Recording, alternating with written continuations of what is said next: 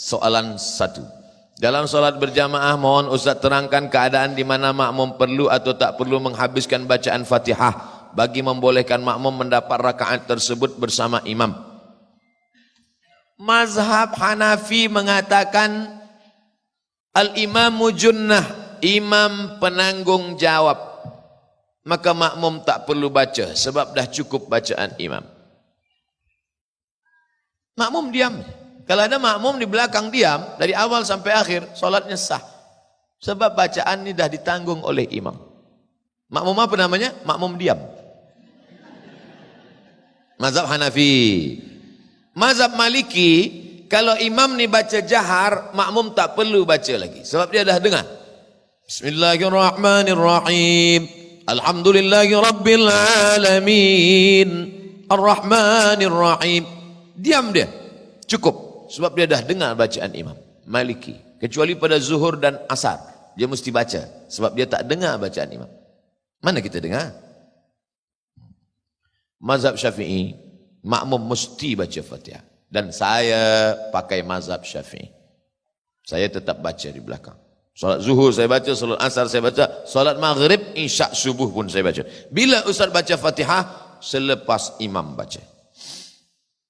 Ghairil maghdubi alaihim waladdallin. Amin. Baru saya baca Fatihah. Bismillahirrahmanirrahim. Alhamdulillah rabbil alamin. Ar-Rahmanir-Rahim. Sampai habis. Ini dia kata waktu habis. Macam mana cepat betul imam? Ayat apa dia baca? Yasin. Allahu Akbar. Oh, pendek betul baca imam. Bila kita sampai ke masjid, imam itu nak rukuk, Allahu Akbar. Man adraka raka'atan faqad adraka salah. Siapa yang dapat rukuk, maka dia sudah dapat 1 rakaat. Maka bila kita masuk ke masjid, nampak imam nak rukuk, kita terus saja maju, tapi jangan terus rukuk. Banyak juga makmum ni terus rukuk. Allahu Akbar. Mana takbiratul ihram? Takbiratul ihram dulu. Allahu Akbar. Allahu Akbar. Mana Fatihahnya?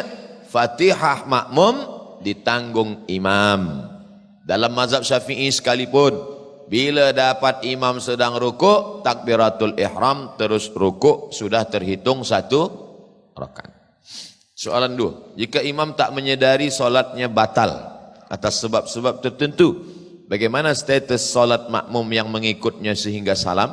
Adakah makmum masih dapat fadilat pahala?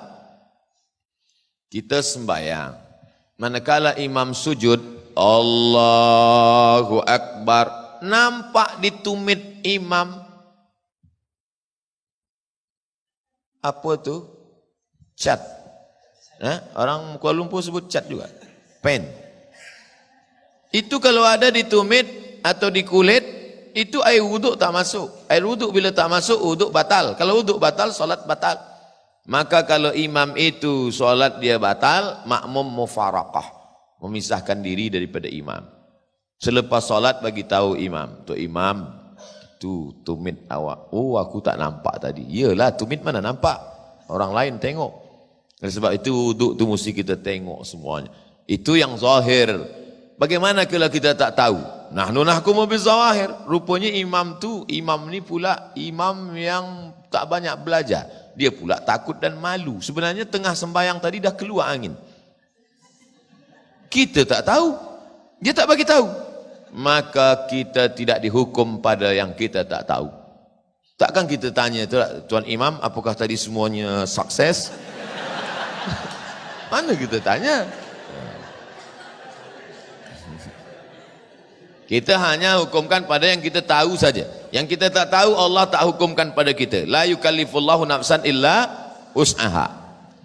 Kepelbagaian mazhab itu merupakan rahmat Allah.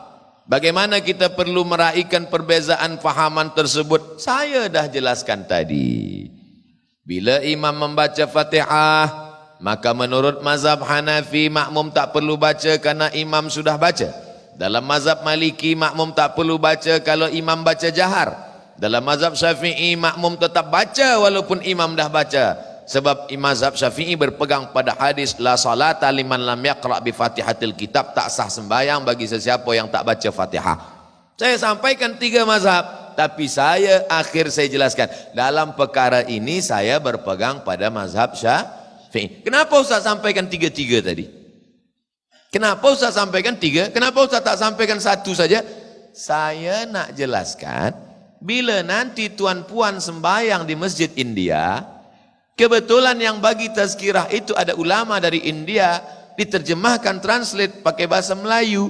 Nanti dia jelaskan, apa kata ulama yang dari India itu bagi tazkirah. Kya hal hai tike kuch sebagai dia sampaikan. Kata dia, bila kita sembahyang, kita tak perlu lagi baca Fatihah. Sebab imam dah baca Fatihah.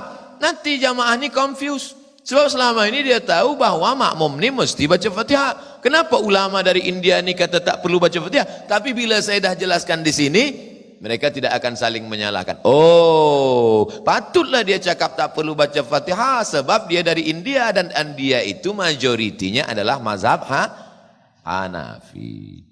Apa maknanya?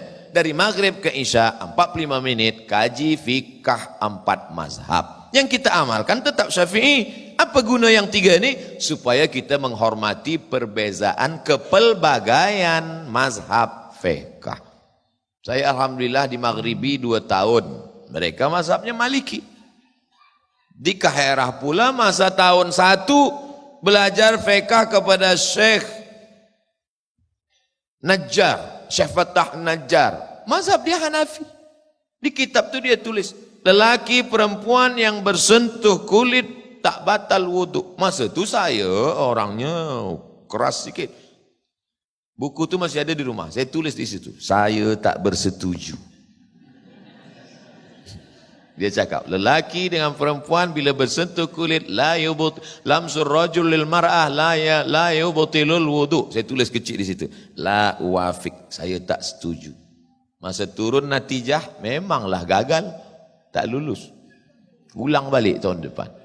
Tahun depan jumpa dengan Syekh Dr. Rajai. Dia tulis, lelaki dengan perempuan bila bersentuh kulit batal. Inilah guru saya, kata saya. Tapi manakala kami tengok antara Syekh Rajai dengan Syekh Najjar, bila berjumpa dia salam, dia peluk. Kenapa mereka berkawan?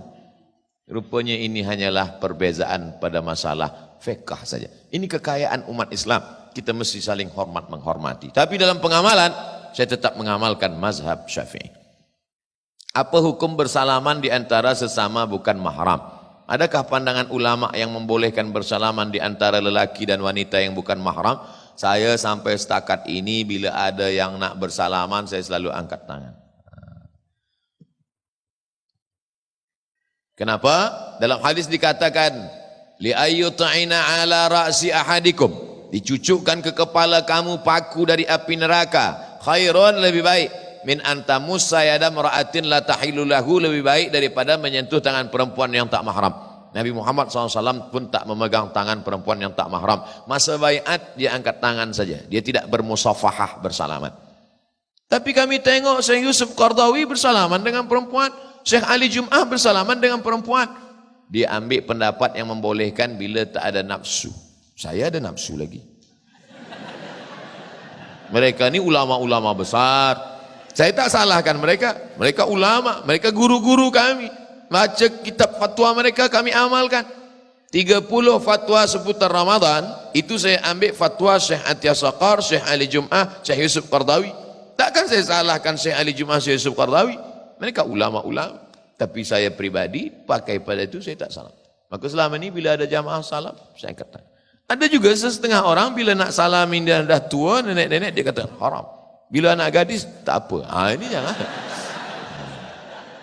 Sebab itu maka kita jaga diri kita. Kita jaga sebab syaitan akan masuk. Bagaimana cara amalan untuk kita terus istiqamah dalam melaksanakan kebaikan dalam kehidupan? Pertama, berjamaah. Jangan pernah selepas bertaubat sendiri. Mesti ada community. Ada community bikers, Islamic bikers. Ada community, macam-macam community. Ada di Riau, di tempat saya bagi tazkirah, macam-macam community. Mereka ajak saya, Ustaz Somad, kita pergi ke sana naik ke motosikal. Okey, saya ikut. Sebab nak ikut komuniti mereka supaya mereka dekat lagi kepada agama Allah Subhanahu wa taala. Buat komuniti. Yang kedua, selalulah melihat orang mati.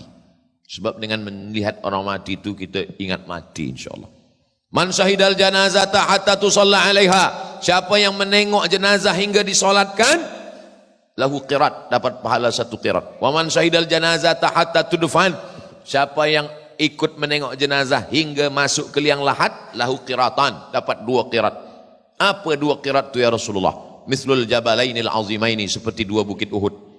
Masuk ke liang lahat, sambut jenazah, letakkan ke bawah. Yang belum pernah buat, buat. Rasakan. Naik ke atas, orang tanya, macam mana rasanya? Susah nak diungkapkan dengan kata-kata. Meleleh air mata. Saya letakkan jenazah itu ke dalam, dianjurkan supaya hidung itu dibuka, kain penutup muka ditempelkan, hidung ditempelkan ke tanah. Cuba kita bayangkan kalau kita lah yang menjadi itu. Masuk ke dalam lubang, hidung ditempelkan ke tanah, lepas itu ditutup dengan kayu, habis itu ditimbun, mereka semua balik dan kita sendiri dalam. Cuba bayangkan. Apa yang boleh menolong kita? Jamaah miti yang 1000 orang ni, ada tak yang nak mengawani saya agak semalam?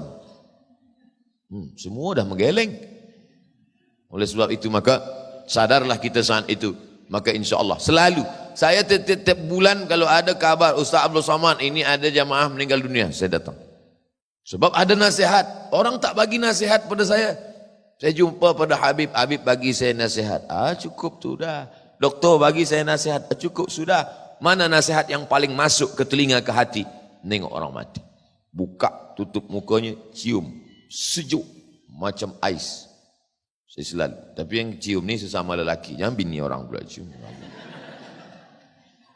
Oleh sebab itu maka selalu tengok orang mati. Wa kafa bil mauti wa'izah. Yang ketiga, tengok saudara-saudara kita yang istimewa, yang kekurangan. Sampai saya ke masjid, maaf beribu maaf, rupanya tangan dia bekas kena api terbakar. Dia angkat tangan dia berdoa lama. Saya di belakang.